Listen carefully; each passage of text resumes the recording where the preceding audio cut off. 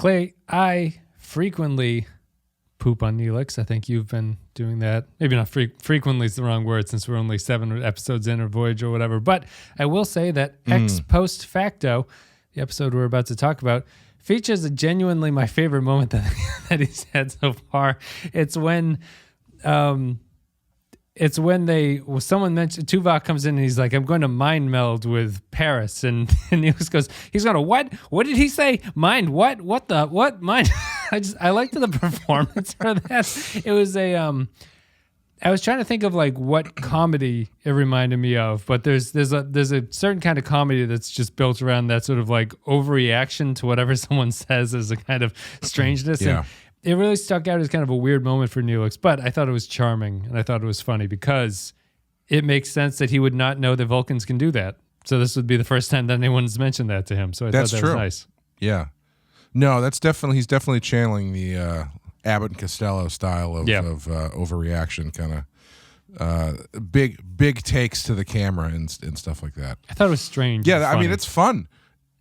It's fun that there's a whole new section of people, a quadrant of people who have never encountered the Vulcans before. So all of that stuff rings new again. Well, the spin-offs go ahead. I was just going to say, I thought they should have just gone for it in this episode and had the Doctor pick the name Dr. Spock. Yeah, I know. He should just have a different name every episode, like redo the credits and everything. It's like Dr. Spock is in this one. That's terrific. Yeah. I thought that, I guess it's something that's probably a topic for the break. So here, we'll get into the details of this one. It's called Post Facto. And before I go any further, there have been 14 episodes with Latin titles, Clay. Can you name 2 of them? No, I cannot. This one, and I don't know. What episode ended Ex Enterprise? Libris. What was the 2-parter that ended Enterprise? Do you remember? I was 1 foot out the door. I didn't read the title. Terra Firma 1 and 2. I'll go with that. But there's Vox Sola. There's a whole bunch of this stuff. Post Facto is the 8th episode of Voyager's first season.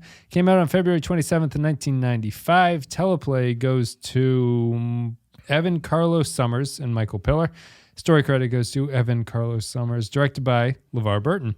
In-universe date, not specifically known, but it's 2371. In this one, called Post Facto, Tom Paris is convicted of murder. He denies having committed the crime, even though the images extracted from the victim's own memory seem to prove his guilt.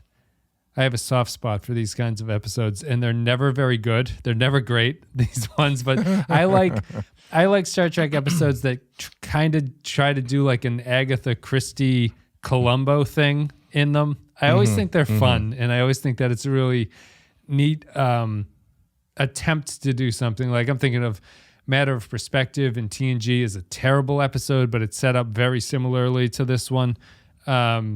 There are better versions of this, like Necessary Evil is kind of a DS9 episode that does the same type of thing, more noir than Matter of Perspective is and stuff. But it's a long way to go. I really like these setups, and they never come out very good. I think this episode is fine. I think this is a pretty decent episode of Voyager, all things considered. But you're watching it, and I just know, I'm like, this isn't going to really hold together by the end of it. Like this, it's going to be a little bit wonky getting to the finish line. And not that the ending is everything, but it just never congeals, if that's the right word. It never really feels like these episodes ever come together, even though I love the idea and the genre, I think would be a better way to say it. I actually really enjoyed this episode.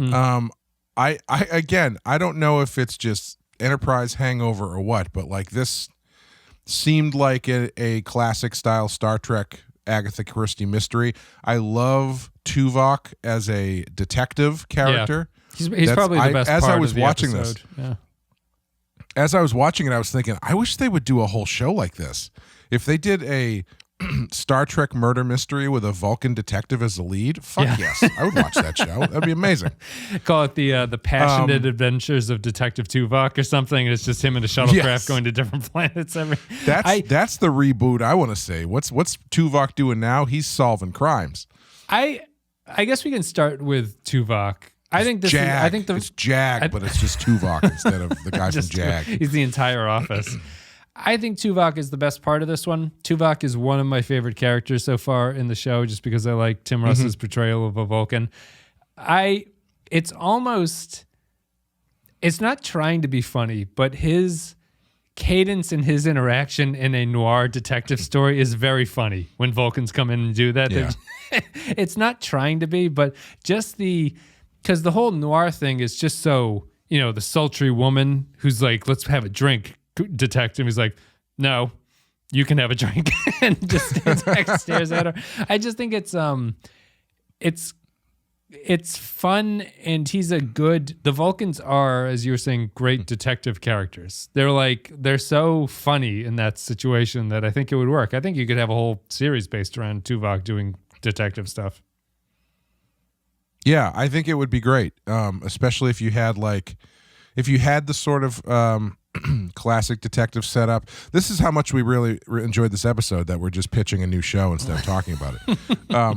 You have Tuvok surrounded by the classic sort of detective archetypes. Yeah, his like secretary, he's got an assistant. Yes, the secretary and the oversexed femme fatales and stuff like that. And then he's just stone cold Vulcan in the middle. Yeah, yeah. But yeah, I like this. I think I liked it mostly because of Tuvok. While I didn't explicitly know how it was going to end, I thought the ending was never really quite in doubt. It's like, obviously he was framed. Do you think it's likely that it's the character who's there for no particular reason who might be the killer, but is prominent in many scenes? That's always the problem with these ones. It's like, why does this doctor character exist? Oh, he's got to be the killer, because there's no reason for him to be there at all unless he's the killer. Yeah, there's always story math you can do to just figure out who the killer is in these things. Like, I remember when I was watching Broadchurch, I loved Broadchurch. Fantastic murder mystery. I figured out who the killer was just because I did process of elimination of characters who had lines that they didn't rule out. I was like, oh, that guy. They haven't talked to him yet. He must be the killer. Yep. But I really liked the opening scene. It had a really kind of like Twilight Zone or more accurately like a Black Mirror kind of vibe to it. Mm-hmm. I still don't like Tom Paris as a character. I think he's very boring and very stock Star Trek for me at this point. Yeah. I think he's got more interesting characters around him. And he didn't really do much in. I feel like he's always kind of getting like examined or something? Is that the trend with him in these episodes? Like he's always the one getting hit in the head or something, or examined, or taken out of the story. The problem with him behind the scenes about this episode, I guess, is there was a lot of discussion about whether or not they were just playing him up as the kind of like horn dog guy who can't control himself, in the vein of, not really in the vein of Kirk, but like a womanizer stereotype along the lines of Riker and stuff like that. And I think that there's a concern there because so Paris's two main things so far are he's the person that stuff gets explained to, or he's the guy who's ogling the women, which I don't think is necessarily like a bad characteristic. It's kind of tropey and trite at this point, and you've done it a lot, especially in Star Trek. I think the problem here is that he's kind of at fault, even if he didn't kill the guy. He didn't really do a great job on this away mission, and they don't comment on that. When Tuvok asks him what happened, and the first thing he said is, their marriage was over. It's like, that's never the way you want to start that sentence when you are accused of murdering someone's husband. The moment that you imply that there was any impropriety, you are already have one foot in the grave here, buddy. Yeah. Yeah. Like he still was not acting in a manner becoming of a Starfleet officer. Or just a guest. He got bored a guest with in his general. mission. Like, you don't have to be a military guest, guy. Yeah, but I mean, even so, he got bored. He was bored with what he was sent there to do, so he wanders off to try to make out with the guy's wife. Not exactly something that's going to get you promoted, generally. Because Matter of Perspective plays this same idea as the TNG episode. I don't know if you remember, but for people who are listening and don't, it's the Riker. I clearly do not. Riker is framed for murdering a scientist, and he also is accused of having an affair with the wife of the scientist before he kills the guy. That one's a little bit more of a... They use the holodeck. It's a fun holodeck detective story because they use the holodeck to like recreate the scenes in the trial so that people get to act out and see what it looked like and stuff. It's not a good episode, but there, Riker does not go as far as Paris does here, which is this like weird realm of like he's actually crossing a line, which is kind of fascinating. And the wife is great awful television kiss though when they finally kiss, where they do that thing where it's like you want to kiss, but you're trying so hard not to. So just open your mouths and rub them over each other's face a couple times before you really lock it in. My favorite scene between the two I try of to convince my girlfriend. I see that. See, that's how you do it, but she doesn't seem to believe me. No, this ain't. It's just. Can't get any good feedback on what a good kiss is. I'm still trying. Just like lay out whatever you got out there and see what happens. I thought it was lucky that I was like, well, at least I'm glad that the husband didn't walk in when she's on her knees in front of him in the observatory or wherever. That was a weird staging. Why did she they're implying that, right? And then Paris awkwardly gets on his knees. He's like, well, I'll hop down here, I suppose. That was favorite episode of the season so far, Michael. Michael, great job. Brought me to my feet. I have a couple notes. We could have pushed it a little bit further in certain areas. It's that kind of stuff. I apologize. I know there's a third person involved with the creation of the show. Frankly, I don't remember what your name is. All my questions and comments will go directly to Michael. So what do you think of Paris in general? Maybe not even in this episode, but like, where does he stand for you? You've kind of said that he's not your favorite character. I don't dislike him, but I think the thing that's interesting is like him and Harry Kim are kind of paired up as a combo. Yeah. And I don't think that either of them are particularly strong enough to make the combo feel necessary. Like they don't really play off of each other in a way that they go like, oh, this is like Odo and Quark, or this is, it's like Riker and Worf even or something. There's a kind of energy or difference in characterization that makes them interesting to sit with each other. Like I think the second scene we're in the shuttlecraft where they're starting to lay a trap or whatever so that Paris gets picked up by those guys. They're having a conversation. It's the most boring conversation I think I've ever seen in Star Trek. Yes. It's really low energy and boring. And I feel like they are two halves of a character that is incomplete, if that makes sense. Like they tried to pair them, but they're almost better as one character in a combination to this point. But what do you think about Tommy P? Well, just to speak to the combo thing there, it's strange to me that they've never done what you're saying, because I think the more interesting character is a combination of the two, which would be a ensign who is the horn dog instead of like one of the commanders. Someone it's his first time out in space and he's very excited for a number of reasons. Yeah, not sure of the rules. They've never really done that. A little bit unaware of what protocol would demand. Yeah, the closest that they've got to that is probably the Chris Pine Captain Kirk. That's kind of the energy that he gives off. But I think interestingly enough, I think this is the first instance where watching Enterprise before this kind of hurts Voyager, because I think every time I see Paris, all I can think about is Trip and how much more I like Trip. I think he's kind of a better version of Paris. That's fair. They kind of look similar too. They're similar person. They do, yeah. Yeah, I could see that. I think Trip is by far the best Enterprise character. And I think that he does have that kind of energy that you would expect Paris to have. And Paris kind of does have it. It might just be that he's not.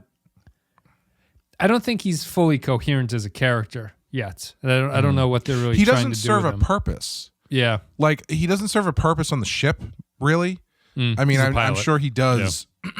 Yeah. Okay, sure. I know but what you mean, yeah. It doesn't, he doesn't really, everybody else kind of has a thing that they do. And like you said, he's just there to have stuff explained to him and to be caught philandering. Yeah. And, et cetera, et cetera. He doesn't seem to really bring much to the table other than piloting skills. Where if someone like Trip is involved at a high level in all of the decisions that are being made generally.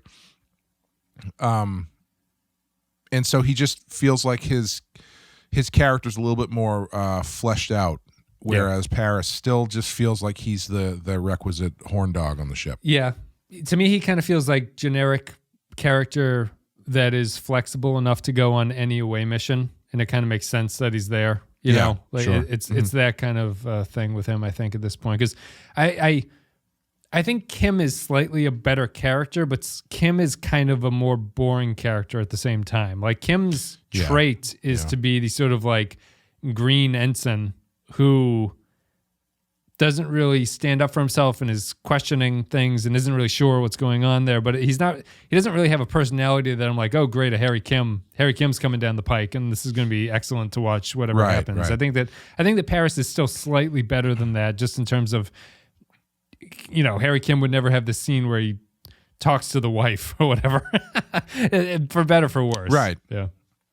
Yeah, and it almost feels like it should be Harry Kim doing that stuff. Like I was just saying, like but it's, you know, every time they have one of these younger green characters, they're always extra tied down to the rules and stuff, and it's always up to the Paris character to be like, you know, sometimes the right answer is the wrong answer, right? Unless you are actually wrong and you get everybody killed. But sometimes the right answer is actually the wrong answer, and you know, he has to get loosened up by the guy who's been there longer and stuff. It would be nice to see the flip side of that, though.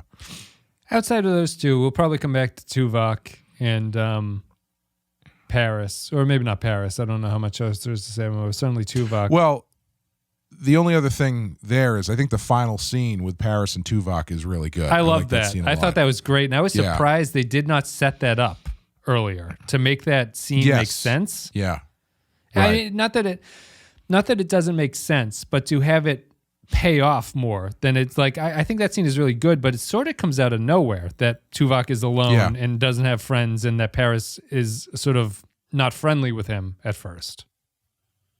Yeah, I guess it's kind of tough because if you're opening your show with the scene where he's getting, you know, the mind bullet put in his brain or whatever, the hook, you can't really set up interpersonal relationships on Voyager at that point.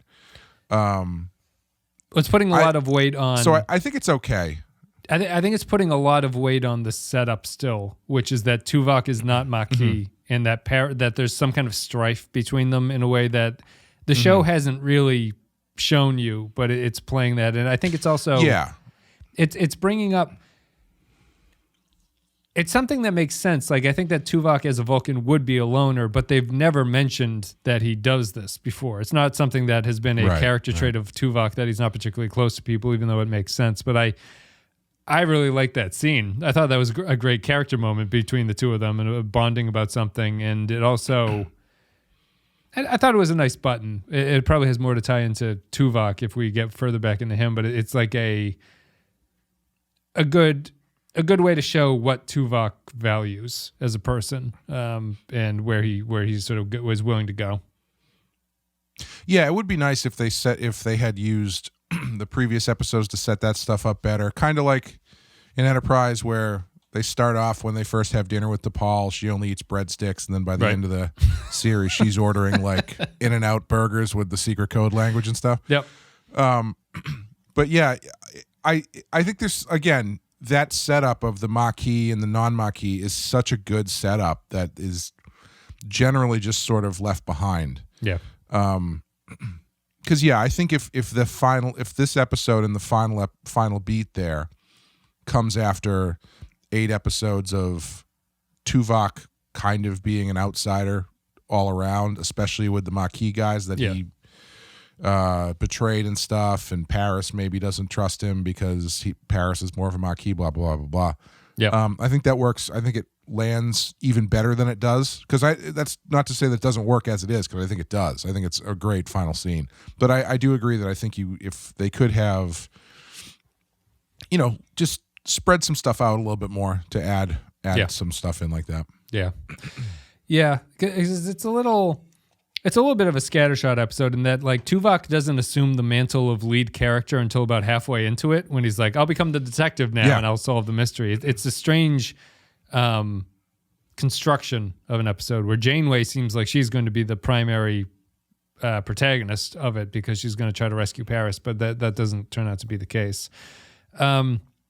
It's also, talking about scattershot, there's basically an entire B plot that gets relegated to a single scene with the Doctor. Yes. I thought that was going to be something that went through more, because I actually liked that scene, but it's just the one scene where she's talking to him about picking a name, and then they never come back to that. He's in the episode more than that one scene, but they never touch on that specific storyline again. I like the camera work and direction in that. It's all one take, and the camera's slowly moving, and the camera moves into position where it follows the conversation. It was well done. It's clearly LeVar Burton's first shot or something coming into a new show, and he's like, I'm going to lay this one out perfectly, and then the rest of it just goes over the shoulder cuts and whatever. On a more structural level, these mysteries are always tough. I thought that this one... Do you trust Tuvok's Vulcanness enough to lay the entire solution on whether or not a dog barks at someone or doesn't bark at someone? I think Tuvok does a very earthly, very earth-looking dog, by the way. It's not exactly... It's an ugly-ass dog. Delta Quadrant dog. Yeah. Yeah, Tuvok does a great job of being a detective. However, I'm not sure he ends up with a single conclusive bit of non-circumstantial evidence at the end of this that completely exonerates his client. That was the strangest thing to me, is that I read one of my favorite books of all time is Bill James's Popular Crime, and Bill James is the sabermetrics guy who works for the Red Sox, and he writes a lot in this book about how he would redesign the criminal system to be like more evidence-based, and he thinks that the criminal and the court system is too based on narrative and who can tell the better story and stuff like that. Sure. And he just talks a lot about circumstantial evidence, and I was watching this, I'm always reminded now, like, because once I read that, when you watch court proceedings, you are aware of how little evidence is sometimes used in things, and it's a lot of like, I don't know if that means anything at all. That's all Tuvok's case rests on is, well, you're the same height as the vision I saw, and this dog seems to know you, so I assume you killed the guy. That's it for me. Yeah, he doesn't even. I feel like more of a smoking gun would be if he managed to decipher the secret code that was in the vision. Yeah, but he can't do that. Why did the aliens not notice that code? That's never been in any of the visions before when they watched the memory, the engrams. You know what I mean? Well, it was always there. It was there from the first scene. Yes. But yeah, I don't know why. But Tuvok says that putting it in there, it's never. Tom Paris is unaware because he's never had it. But Tuvok says this has never been a part of any previous memory thing. Does that mean that the aliens don't see the memory? They must see the memory to be able to pin it on Paris. I don't know. I have no idea. No, they do. They definitely do. Because they talk about how they can save the memory and well, they put it in artificial intelligence or something. Yeah, don't they? They put it in artificial intelligence, but that doesn't explicitly mean that they see it. As much as they put it in a robot, and the robot apparently, I guess, relives being killed. Oh man, I want to see an episode about that robot. Like, imagine he's this artificial intelligence that his only purpose is to relive horrible murders. That's it. That's his only purpose. Yep. That's if I ever write Star Trek, I'm using that character. Does the forget about Khan's ancestors or something? We're going right to. It's just. Nope. I'm just imagining those scenes just read out by like a deadpan robot. It's like, no, don't tell my captain. I'll stop you. I thought that. I just thought that was. Ow. Once. Ow. Ow. Ow. Once Tuvok had to Agatha Christie it up and invite everybody to the living room and then explain what was going on, it did feel a little bit flimsy, which is all too unfortunate because I loved all of his detectiving scenes, but his ultimate case is pretty weak, all things considered. It's one of those. I don't think there's a problem with this script really, but it's one of those where you go like, I wish that was about 10% better. I wish that solution was just a little bit better than that. Yeah. It does really coast on Tuvok, I think. And I think if they had time, they could probably craft a tighter mystery. I think the bones are there for a really interesting story because I do think that whole your punishment is you have to relive the murder from the point of view of the person you killed. Yeah. Every 4 hours or every whatever is pretty interesting. That's the perfect kind of, and like there is kind of this weird, they only bring it up in passing, but there is also this weird sort of cruel and unusual punishment element where that was the solution instead of the death penalty. Where it's like, well, I mean, we're not savage enough to kill people anymore. We just make them relive the moment over and over and over again for the rest of their life. Yeah. So I think there's a lot there, but it kind of, if Tuvok wasn't as good in this role, I don't think it would work as well for me. Can we talk about those aliens for a second? What's going on? They look like they're. Is it feathers? They look like bird people. Like eyebrow? I assume. Yeah. Yeah. Like, that there's got to be like an earlier version where they had beaks or something. And they were just like, no, this is too much. Save it for the Xindi aliens that we don't see, the bird Xindi. Yeah. That's what we're going to do with these guys. I thought they were weird. Like their hair is strange too. It's just this like rat's nest of hair that all of them have on their head. And then they have feathers. Yeah. It's like they're wearing a kerchief of feathers that goes like over the top and sides. Yeah. And then they've got regular hair coming out of the back of it like Prince from 1999 or something.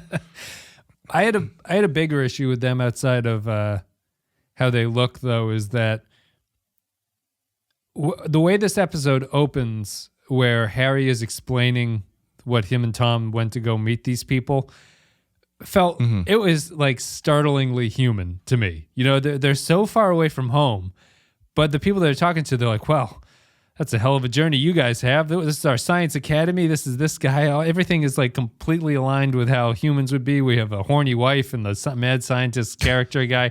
We're in the middle of a civil war. You know what? Come on in. Check it all out. It's on a technical level. Honestly, if we're being really honest here, we're both technically in the war, but only one side is really taking this seriously. They do this every 6 years or so, and we just kind of like, we let them do it. They get it out of their system, and then they're fine for until the next election. They've got the ships. They've got the ships to do it. I think that structurally it's just kind of a strange episode in that, like, you know, the Tuvok thing is not really set up at the beginning. I think that the way that it switches main characters is strange.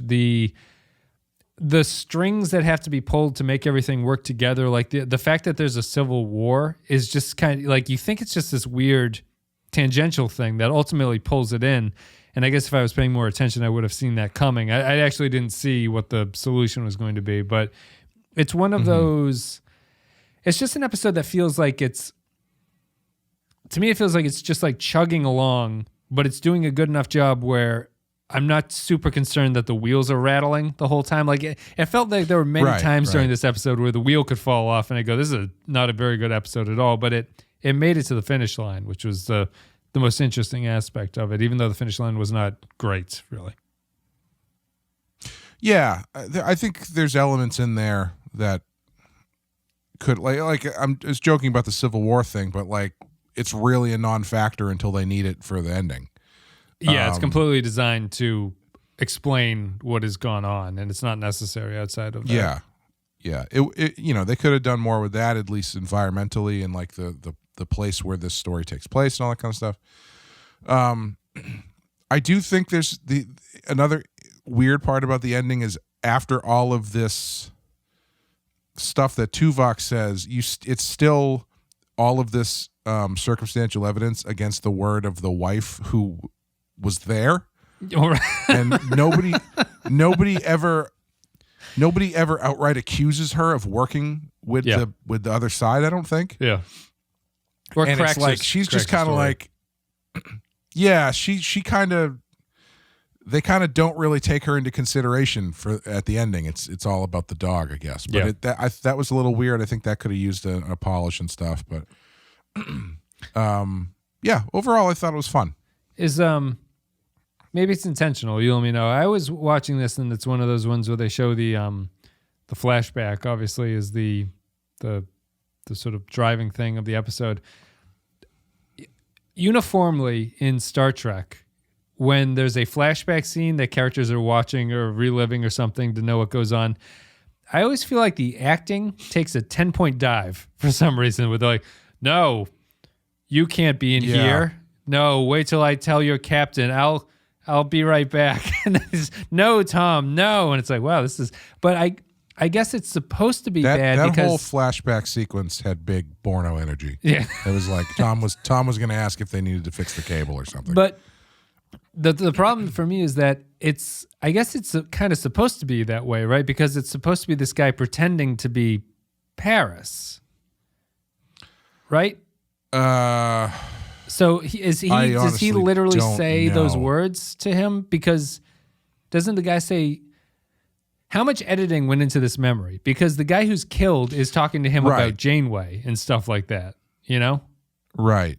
Yeah. Like the guy who's killed, the memory is presented as the guy who is killed is seeing and talking to Tom Paris and also Tom. And also, like, narrating his own death to a certain extent.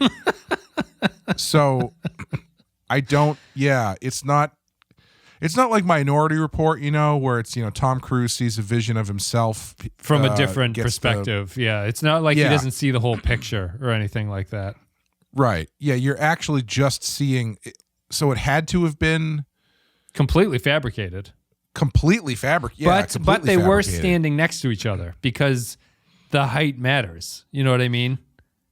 Yeah, that's that's where none of this makes sense, because if it's completely fabricated, none of that stuff needed to have happened other than the fact that he gets stabbed in the ribs. Right. Yes. So there's no reason why this bird person would the Dr. Bird present person himself. Dr. Bird person would present himself and stand in and block himself the way that is blocked in that memory. Yeah. And that interaction. So it does. It brings a lot of things into question when you really kind of try to parse out exactly what or what. And it's one of those things where it's like, I didn't think about that during the episode. Yeah. It's one of those things where it's like, does it really matter? No, not really. No. I mean, I think there's times when plot matters and there's time where feel matters, and I think this is a feel episode. Oddly enough, where it should be a plot episode, because murder mysteries are generally like fairly tight when it comes to this stuff. Should be and plausible be. Yes, tight and plausible. This one is more of a just sort of there's science fiction involved, so there's a lot more wiggle room as to what you can and can't do. So I think it doesn't really matter ultimately.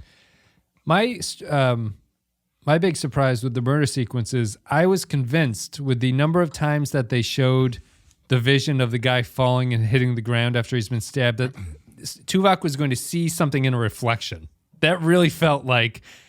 Oh, sure. That felt like enhanced. Enhanced. Just get the Tom Cruise gloves and start like spinning the thing around. It never happens. And I was surprised because Yeah. They showed the guy hit the floor like 5 times in it, and I was always just looking in the thing to see if I could see a reflection of the real killer or something, but no, never happens. Yeah. Before we go to final thoughts, I don't know if we've talked about this enough, but I think it would be, since it is my favorite part of the episode outside of Neelix. What is, like, is this just an obvious question? What is it about the Vulcans being detectives that is so appealing to this? Like, they're perfect at it. That is their role, is to be detectives. I thought that, I don't know if the mind meld adds something that pushes him over the top or something, but I don't know if it's the way that Tim Russ just copies Nimoy's eyebrow raise whenever someone says something and he's suspicious of it. Like, I think it goes a long way. That's the one thing where I'm on the fence about him, because I love his performance, but the more I watch it, the more I'm like, oh, he's just doing Nimoy. Yeah. I don't know how much of this is him bringing his own thing to it, because there's so many like ticks and movements in the eyebrow thing that, and even like his cadence and stuff, it sounds like he's just copying Spock. Yes. Which, I mean, it's working, I guess, but it's fairly clear that's what's going on. Yeah, I mean, it ties into our conversation we had in Enterprise. A lot of people who thought I was too hard on the Vulcans were saying, no, like, there's different Vulcans. Like, different Vulcans will act differently. I have the counter argument, which is that I think all Vulcans should kind of act the same as each other. Like that, like, because Sarek and Spock act borderline the same, but I don't think that. I think the construction of that species is that they should all kind of act like that. They should act like they should follow the Spock example, as this is what he is. Tuvok's interesting to me just because it is a good performance. And as people have mentioned in the comments, he's the only like pure Vulcan we've seen so far. He's not like half human. He's not emotionally traumatized like T'Pol or whatever. He's just kind of a normal Vulcan character. And I don't know. Wait till they bring him back on one of these new shows. I know. And it turns out he has a horrible childhood. Molested as a child or something. Yeah. So it's all gonna come back that way. But he killed one of his childhood friends in a freak baseball game. Frisbee golf. I went up for the header. No, I like Tuvok. I think that he's really satisfying in this detective story just because he is so coldly efficient as the detective asking about what's going on. Yeah. I think that's the thing, is because in detective stories, the detective is always kind of is meant to be the objective party. Yeah. And if you get into like the Agatha Christie stuff, Hercule Poirot is fairly removed from everything. He's just there to solve the crime. Sherlock Holmes just there to solve the crime. When you get into the hard-boiled stuff, there's a little bit more gray area, but ultimately their job is to be present the illusion of being able to be swayed one way or another and be tempted and stuff, but ultimately they're there to be objective and solve the crime. So I would say Noir actually twists that a little bit. Noir is always the detective gets personal with whatever is happening to them. They solve the crime, but they become drawn into it. And I think that's why Tuvok stands apart here, is because he does not get drawn in the Noir way. Yeah, I would say they do, but ultimately that's where the pain in the character comes from, is because the Noir detective does get involved and does get personal, but then at the end when he has to, he divorces himself from all that stuff and he becomes the objective crime solver. That's why he's always like, it's too late for you, baby, and all that kind of stuff. Yeah. Well, the case is usually therapeutic then to he's them. sad because, right, like solving the case solves the personal problem at the same time, or at least it puts a bandage on it or something. Yeah, I would say bandage more than solves. Yeah. But yeah, I think that's why Vulcans work well in that role, is because as the objective arbiter, it makes perfect sense that they would be the one to be the detective. I mean, maybe a show based on that would not be fun to watch. No, it wouldn't be fun last for like an episode. Well, because I was thinking when they were doing this thing, they're trying to figure out what's going on. And he's like, I got this thing in my head. And the whole time I'm going, mind meld.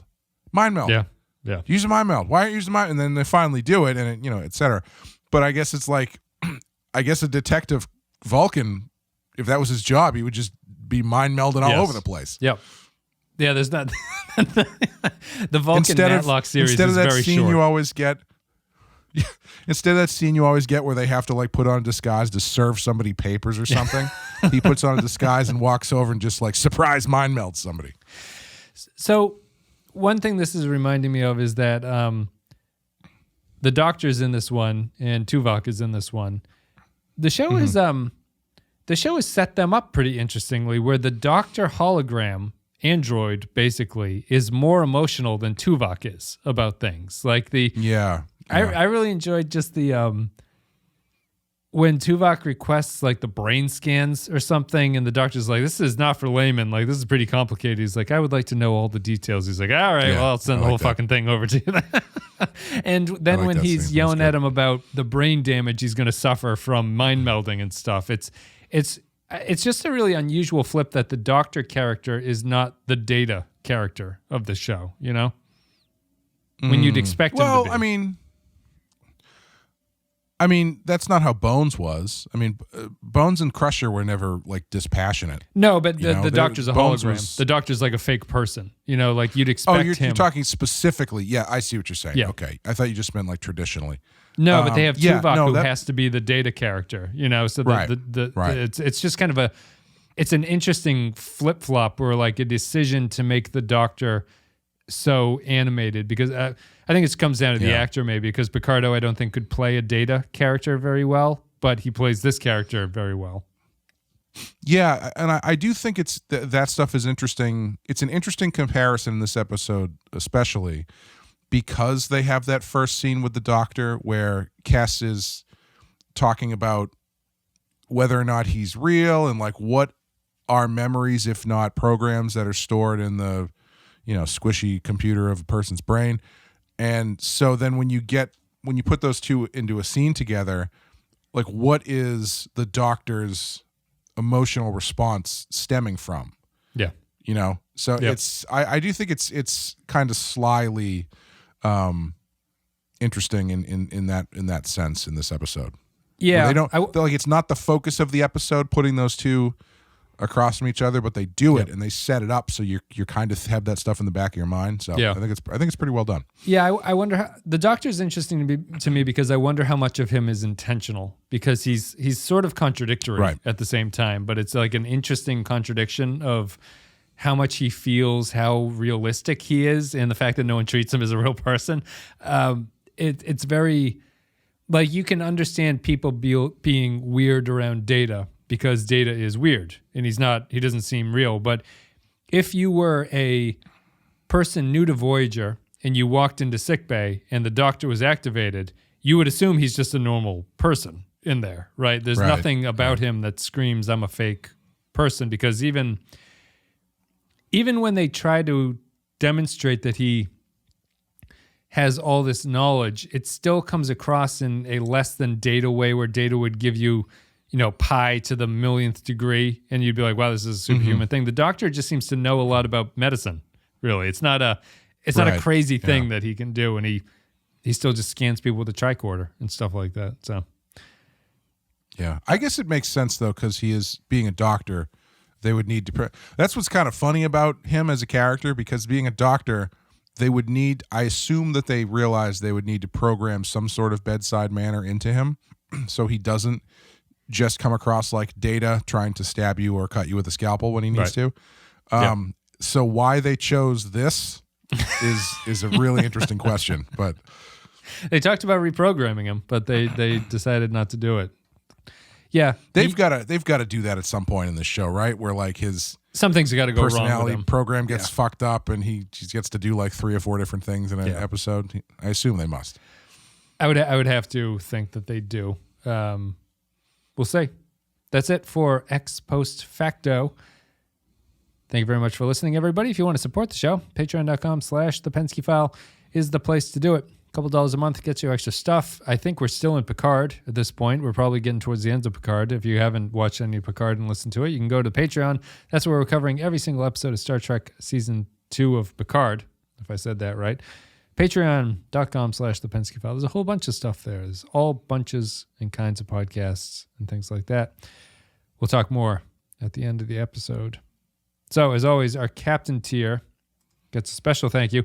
Captains on Patreon include Ben Douglas, Tark Latif, Andrew Cholog, Joint Mango, Kyle Barrett, Christian Pouch, Mike Burnett, Matthew Ross, Michael Pond, Matt Cutler, Brendan Hales, Nick Sergey, Grim Santos, Sean Bradley Killens, Dwayne Hackett, Ball 13 Hero, Kevin Reyes, Jordan Cooper, Darth Moss, Russell Ellis, Stephen Minton, HH28, Derek Zajac, Paul Roscoe, Jake123, Patrick Seba, Dave Davies, Poindexter G, Barry Wallace, Jamie Crow, Captain Brazink, Eric Antoine, Jakey's Gamer, Kevin Lowry, Nick the Rat, William Scheisler, Rayhan Jaffrey, Grapple, John Zorn, Zane Majors, Olivia Pardeur, Tom Hickey, Jose Hunter, ZWF Remixes, Captain Munchausen, James McLennan, Disbrother Jonas, Tommy Tango, Admiral Nakamura, Edmark Starr, Tuvix Mustai, Chris McLaughlin, Royo, Jeremy Boudreau, Rich for the Machine, J-Man, The Undiscovered Mugado, Robbie Duffield, Daniel Adam, Will Clay, and Atanga Udom. Thank you very much, everybody, for supporting us for Star Trek Picard and the Batman episode, I'm assuming.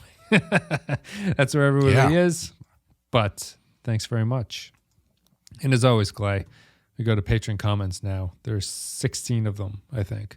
Norman Buckwald says, Post Facto, let's do some type of film noir in Star Trek and have them appear like bird-like aliens whose women strangely also have mammal-like breasts and who have dogs as pets. I, too, focus on her breasts. It tries to have some characters. Chickens have breasts. That's true. You don't hear us complaining about that. That was a good joke. I'm gonna remember that one actually. It tries to do some characterization of Tuvok as an investigator in the story of Tom Paris having to relive the same thing constantly. It did predate DS9 episodes Hard Time, although Hard Time was much superior because we knew who O'Brien was at the time and we barely know Tom. Otherwise, it's too gimmicky and disappointing in spite of LeVar Burton's direction. 1 lame bird helmet out of 5.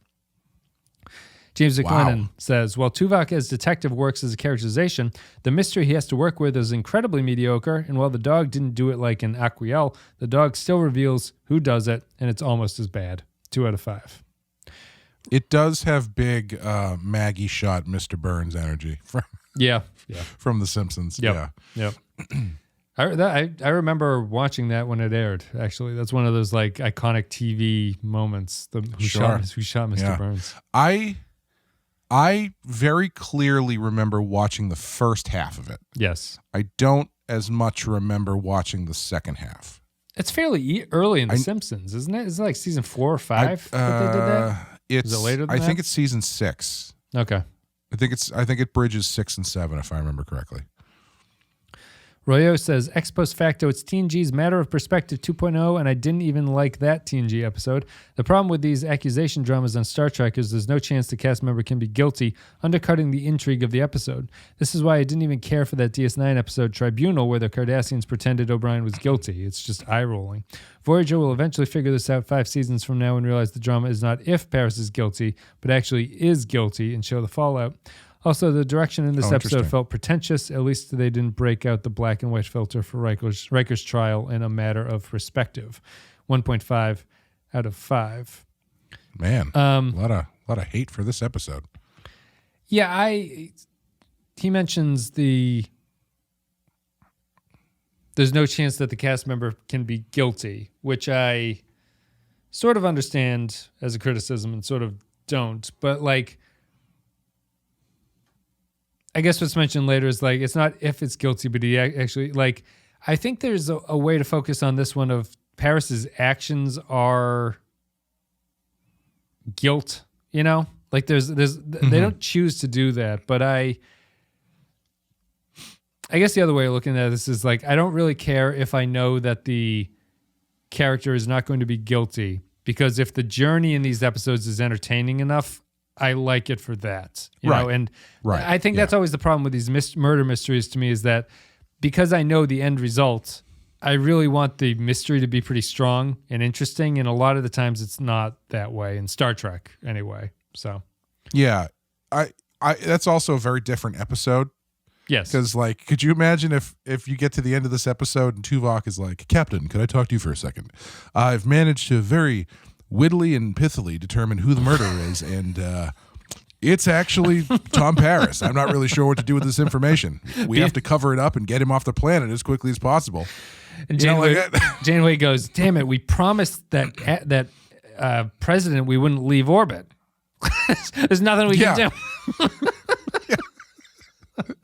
Like that's a very different episode, and I don't know if 7 episodes into this new season you want to have your main cast member murdering and raping, be guilty of adultery and also murder. Yeah, it's tough. You do need that central journey to be fun. Random tangent.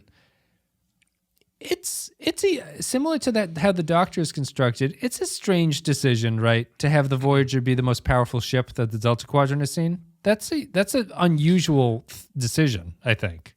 Yeah, it is. They mentioned it multiple times. They run into so many ships that just get shot down by Voyager, and it's like you would expect it to be the other. They don't get those La Serena cannons though that can take out a Federation ship with one shot right up the ass. That's coming. It is an odd choice. I feel like it feels like a choice that is another way of them trying to hang on to the TNG energy, because I mean the Galaxy class starship is the most powerful thing in that show. Basically, everywhere they go, So I think it would be very interesting if they were not the most powerful ship in the quadrant, but I kind of see why they are.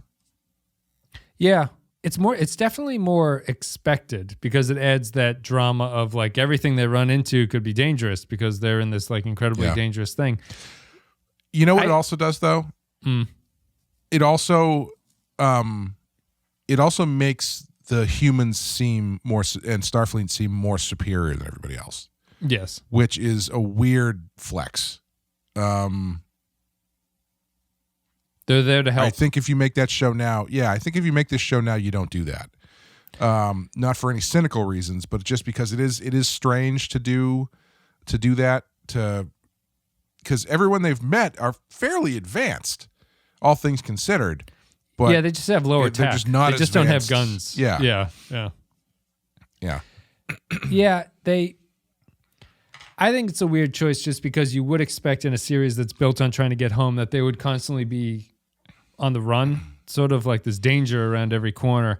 And they've gone instead for a more Wild West setup where they've come in with the guns and they're running into Native Americans, basically, who are not as technologically advanced. And they have sort of strange customs as compared to the Starfleet characters who show up. But they're never going to get into the thing there that you could really dig at is that where the Native American story ended up in real life history, but it doesn't seem there's no bad impact of Voyager or anything like that. So it's not it's lacking any kind of drive. I just think it's a really unique decision, a strange one. Well, isn't it also kind of strange to have them be so overpowered when, I mean, the other mega power in the quadrant is the Borg, right? Right, yeah. So it's, I don't know. We'll see how I think it would be more interesting if they weren't the most powerful, but. Yeah.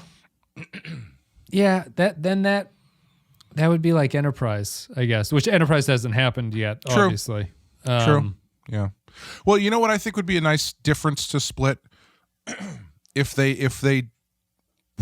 present themselves as the most powerful, but they know that they're not because their ship's fucked up because of everything that's going on. So if in this episode when she's like, bring the ship into orbit, I want them to see us coming. I wish someone would be like, Captain, our guns don't work. Mm-hmm.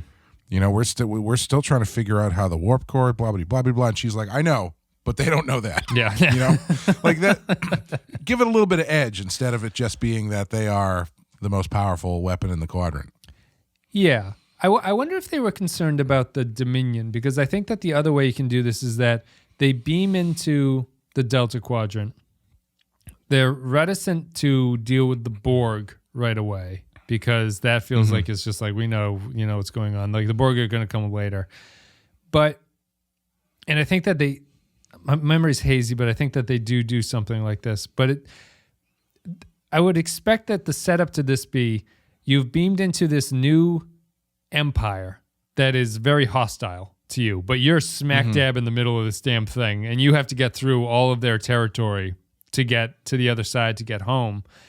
That kind of feels like that's the setup that you would have. It's just like there's at least one power out there that are very threatening to you, and that would be where the drama comes from. I'm not sure. Yeah.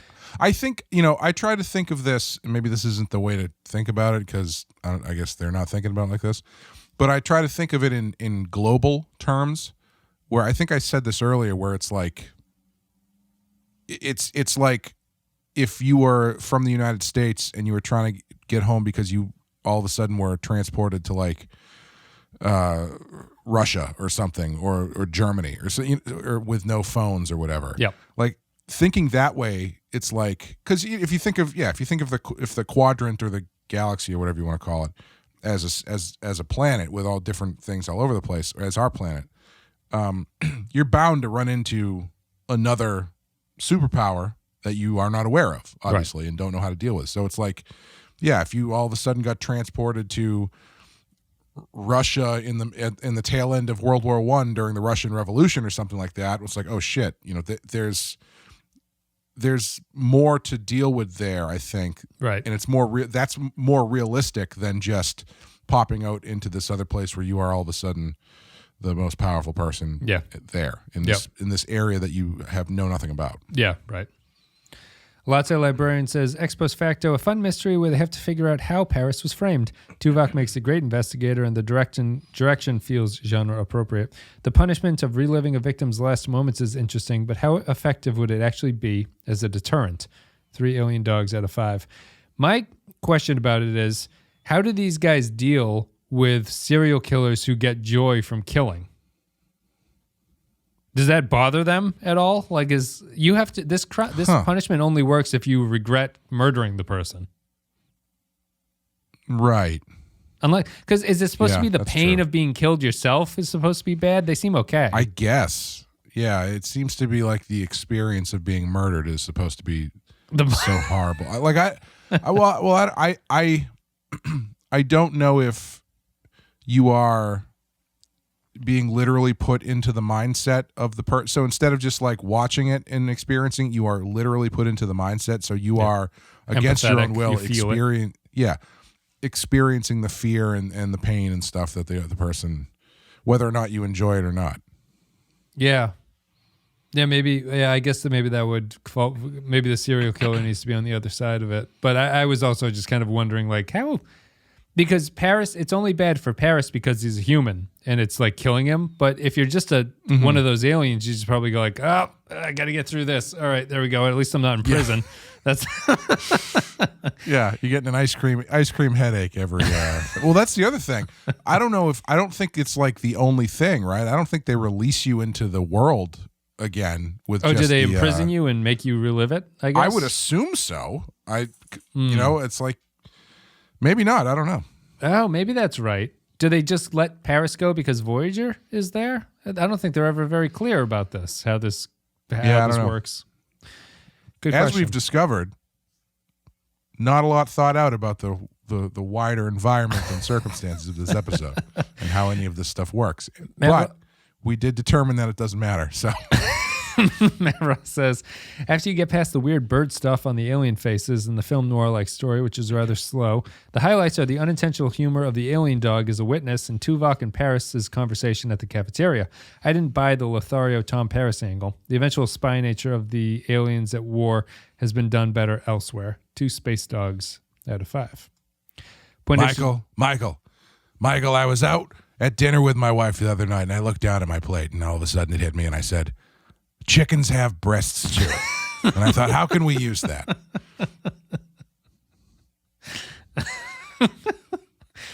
Teleplay by Rick Berman. Point extra G. Ex post facto. Using the memory engrams of a victim in court is a unique idea. Having them be used as punishment, even more so. The episode starts a bit slow with the setup via flashbacks, but where it picks up is with investigator Tuvok. A Vulcan works very well in the detective role, and it's his to see it all culminate in a Holmes-like reveal scene at the end, although Paris showed some very poor decision-making that ought to be addressed by the captain. Agreed. There's so much about this episode and the mechanics of this punishment device that are thrown up in the air the minute you start thinking about it. Like the fact that they proved, supposedly, I guess they proved, that you can manufacture these things. This would bring every single case that has ever been settled or convicted due right to this memory implant, back into appeal. Every single one of them. Yeah, certainly by this doctor. This every case this doctor has processed. Let's just pull it up. Yeah, it does open. It's what I said earlier. It's an episode that is wobbling the entire time. But for some reason, I didn't care about any of this while I was watching it. I was like, it doesn't really matter. Yeah. Ex post facto from Jonas. Very good episode. We've seen it before, of course, in every Star Trek series, but Voyager has added the twist about the memory extraction. Good drama. I actually cared about Paris. Of the top 3 so far, 3.75 out of 5. Cal Barrett says, Detective Tuvok is the best Tuvok, and it's just a shame this case doesn't do him justice. With the trite noir dialogue, the femme fatale who wears gray granny cardigans, and the most obvious and reductive twists in the book, this episode is less Alfred Hitchcock and more Alfred Shitcock. The plot has no connection to Voyager's cool premise, and so the show becomes nothing but TNG light, mixing plot elements we've seen in multiple episodes with the franchise's past with an underexplored Black Mirror twist. Tom Paris is also my least favorite regular cast member on any Star Trek show, so I was disappointed he was found innocent. The writers, particularly in early seasons, think he's a charming bad boy. The casting call was for a Han Solo type, but he's a sleazy, arrogant, unlikable prick. 2 major miscastings out of 5. Bruce Davidson. Darth Mosk says, Brandon, we need sexier, clean-shaven, hornier Arian Riker. His first big outing after being convicted for treason and setting up the French brothel on the holodeck is getting accused of rape and murder. Can you do it? Say no more, fam. Also, shout out to the scientists in the Delta Quadrant having slippers. Comfort is universal. 2 at least Tuvok rocks out of 5. Undiscovered Mugado. I watched all of Voyager years ago and was dreading this episode, but I couldn't remember why. Ah, yes, the bird people. Those creepy pheasant feathers. I mean, have you ever held a bird? It's weird. And does their downy carpet match the drapes? Otherwise, their culture was mundanely human on every level, including smoking, drinking, and tiny little nervous dogs. The Noir whodunit was paint by the numbers, but Tuvok getting a chance to wet his own beak made it somewhat enjoyable. 2 logical cloacas out of 5. Excellent. I think he's bringing his own personal feelings about birds into the judgment of this episode. Yeah. It's true. Have you ever owned a bird? No, God, no. No. We had a bird when I was younger. It flew out the window and was never seen again. Goodbye, bird. Wherever you may be now. Flew out the window. Yeah, well, I was trying to shoot him with my gun. What your mom told you happened. No. Yeah. You went to school and you came home and your bird flew out the window. Yeah. Definitely didn't get stuck in the vacuum. No, it was. I remember that thing was so noisy too. Oh yeah. Yeah. What's the weirder person? If you have a lot of cats or a lot of birds? Ooh. I think cats, actually.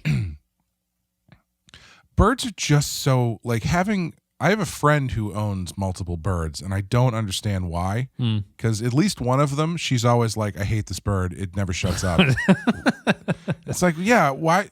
I mean, like, cats don't do that. Dogs, well, some dogs do, but cats generally don't. So I guess it's the difference between living with a bunch of roommates who don't want anything to do with you and living with a bunch of roommates who never shut up. Yeah. I think cats are worse because I think you cannot get super close to a bird, right? Like bird collectors seem like they just like the birds and they're like, I will just have a collection of birds here and I'll live with them. People who really like cats are like pseudosexual with their cats. You know, there's like a level of like closeness with those animals that I find very disturbing. But I've never seen anyone snuggle a bird. I don't think. You just put them on your finger and like walk around with them, you know? I mean, the blind kid from Dumb and Dumber got really close with that bird that he had. That's true. Yeah. He didn't have much else. Not close enough to realize he was dead, though. You'd think his other senses would be heightened, but not so much. Benjamin Espinoza says, they're really getting inventive with the costumes here. Bird feather head people. The story kept me engaged, and I like Tuvok's turn as Inspector Holmes. Yes, it does feel like a script from TNG's reject bin, and Riker could have been the stand-in for Paris. But with all of these so far, good acting and character work from the cast cover a multitude of sins. 3 cock-blocking Ensign Kims out of 5. Aaron Million says, this one vaguely reminded me of TOS's The Wolf in the Fold, where Scotty is accused of murdering 2 women. Unfortunately, Voyager doesn't pin this murder on Jack the Ripper. I did like Tuvok's completely Vulcan way of assessing the situation. No emotions to affect his judgment. That is about all that saves this episode for me, as Tom Paris is not one of my favorites. 2 memory implants out of 5. A lot of hatred for Tom Paris. Groppler John Zorn says, is this Trek's best film noir episode? I'm not saying there's a deep bench or anything, but this is structured nicely and Tuvok is enjoyable in the investigator role. The only thing I don't really buy is that Tom's whole, what was I supposed to do? I was bored routine. Yeah. 3 out of 5. I mean, we never really mentioned it before, but Odo is designed as a noir detective. Like, he has noir detective episodes, but his characterization is very much in the gruff noir detective vein, you know? Right, yeah. That's why I would say that DS9's detective stories focusing on Odo are probably the best. I think that Necessary Evil is better than this one and stuff like that. That has the femme fatale and everything, but he's the traditional character that you expect. This one's interesting because Tuvok is not supposed to be that character, and that's why I think it's kind of neat. Are you surprised that they go to this story so early in the show? This seems like something you do after like 2 or 3 seasons in to just kind of have fun. Oh, just because it's such a break from the normal or like the setup of the show, you think? Yeah, I don't mind that they do it, but it's just... Yeah. I think that's what I was talking about when the first time you see the aliens with Harry Kim. It feels like it's like, wow, these guys just came in and met them. And it doesn't feel like we're still Voyager trying to figure out its way home. We're now well established and we will meet with anybody who's out here. We're going to talk to you people. Yeah, I'm still not even sure. I know they said it, but why are they even talking to these people? I don't know. Are they still scavenging for fuel or something? I don't know. I don't know why they're talking to them. That's why I when I was saying about the Civil War stuff, I was surprised they didn't play up that a little bit more because it just feels so casual. Yeah. So very TNG kind of casual where it's just like we're stopping over at this planet, just saying hey. Yeah. Asking to see their labs or something. I don't know if you saw the discussion on Discord. There was a discussion about sort of how you reconcile the fact of Neelix still knowing stuff when you would think that they'd be beelining at home. And I guess Jonathan had brought up this sort of fan theory that Voyager spends early part of its voyage sort of going in circles, trying to get fuel and stuff like that. I did see that. Yeah. I understand that point, but that's like a ridiculous rationale. If I can understand that that's why you need to explain how Neelix still knows things and how they haven't really escaped the Kazon, which we'll run into, and how they haven't escaped the Vidians and stuff that we're going to run into again and again. I just think that's like on the decision of a rational choice. If you had to get home, you would just beeline at home because you don't know what's out there to scavenge anyway. I don't know. Yeah.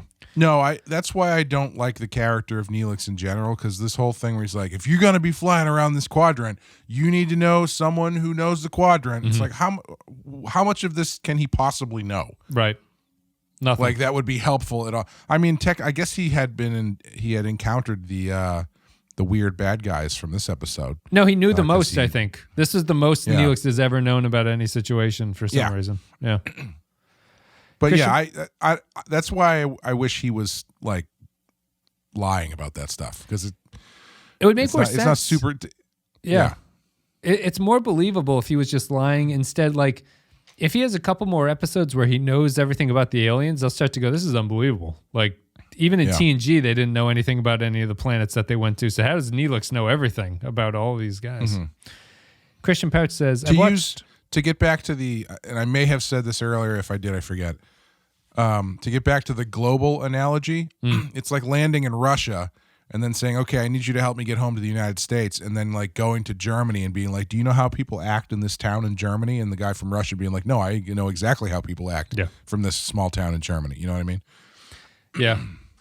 The Europeans who know 7 languages or whatever. That's Neelix. Neelix doesn't speak other languages. That's true. You think that'd be the easiest way to convey that stuff, that he knows a lot, but I guess I should take that back, because the trope of the guy, the very worldly character who knows 9 languages, is fairly ubiquitous. So I guess I'm wrong there. But I'm surprised. I'm saying it doesn't scale up.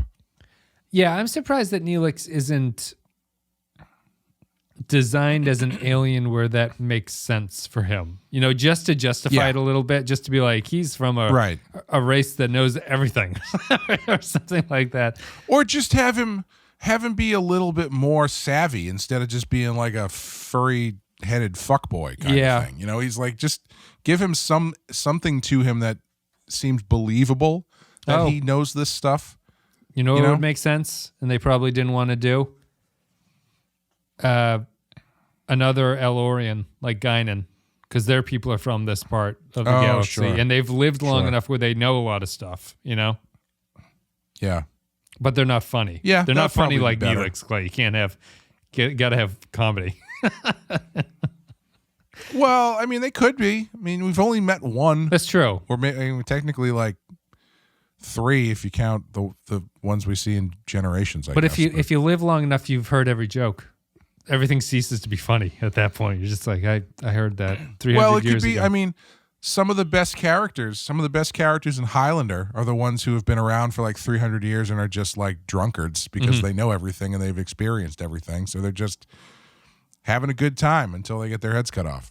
In my reboot of Voyager, I would change Neelix for an Elorian. That I am not sure what else I would characterize that person as, but that would make sense as to why this person is selected. It'd be Guinan's brother. He wants to get hitched a ride to Earth to meet up with Guinan at a bar. Christian Pouch says... Her brother, Guy. Guy. Let's not make it too obvious as Guy. I watched enough forensic files to know that it was the wife who killed the guy.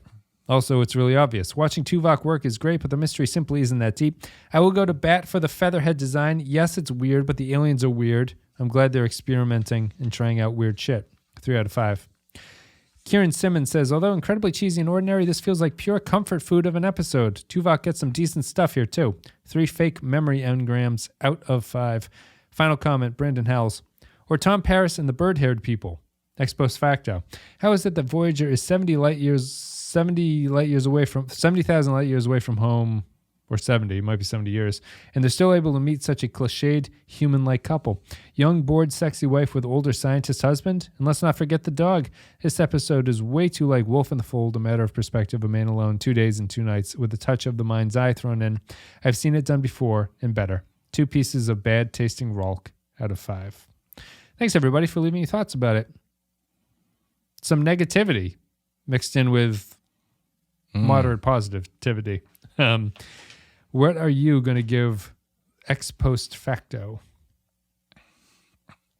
I'll give it a 3. I enjoyed it. Yeah. I'm not familiar enough with the other episodes that are being mentioned for this to feel really, comparative, old hat to me. Yeah. And I think it's got enough fun built into it that it's still enjoyable to me. And I mean the plot is goofy at best, but I think it works. I think it's like a definitional 3 for me. I watched it and it was like, this is fine. Yeah. There's nothing really wrong with this. And it's better than it was fine. I enjoyed watching this one. I was like, there's some fun moments in here. This is all going well. I think that the weakness of it is the plot mechanics, but there's nothing really wrong with the plot. It's just that it's like, I wish this was better than this. This is just functional. But I enjoyed it. I don't think there was too many problems with it. That's at a weird, quirky Star Trek episode issues that hop up with these kind of genre episodes when they do them. And 3 out of 5 for me. No problems so far. Voyager continues off to its best season of Star Trek, best first season of Star Trek, I think, across all the series, just by batting 250. You know, like it's getting on base and stuff. Yeah. It's got it's sort of a good episode for my narrative cone of vision theory of storytelling and structure, where it's like has the most narrow of circles, where if you take one step outside this circle, the whole thing just falls apart. And it's as long as you stay inside the circle and don't ask too many questions, I think it works fine. Yeah, it definitely walks a tightrope of narrative logic in a lot of ways, and I mean, to its detriment, maybe it doesn't even really do other stuff well enough where you don't care. Like, it's just that I don't think it screws up the plot stuff enough to make me bothered. But it's not, it's not a great Tuvok in Paris episode or anything like that. So it's fine. It's a 3. Right. Thanks, everybody. Patreon.com/The Penske File is the best way to support the show. You can hear all of Star Trek Picard. We'll be doing Strange New Worlds only on Patreon.com. And there's 100+ other podcasts up there that you can listen to if you're so inclined. Clay, do you want to say anything about what you do on the Patreon? Yeah, Amanda and I, my co-host for the Rotten Horror Picture Show, are covering this year. We're covering the Stephen King Second String, which is we usually work off the Rotten Tomatoes 200 Best Horror Movies of All Time list that has a bunch of Stephen King movies on it. We wanted to cover ones that are not on that list.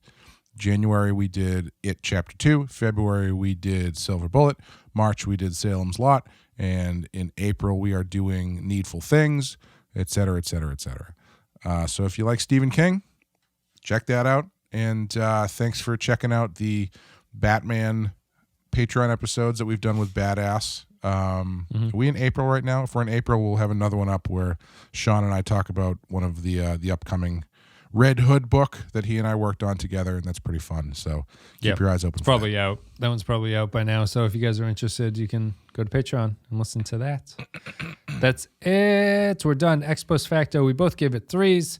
The next episode is something else, and it is called Emanations. That's my favorite Mastodon song. We're done with this one. Both gave it a 3. Voyager continues. We are halfway through the first season of Voyager, I think, at this point, Clay. So, wow, it's a quick season.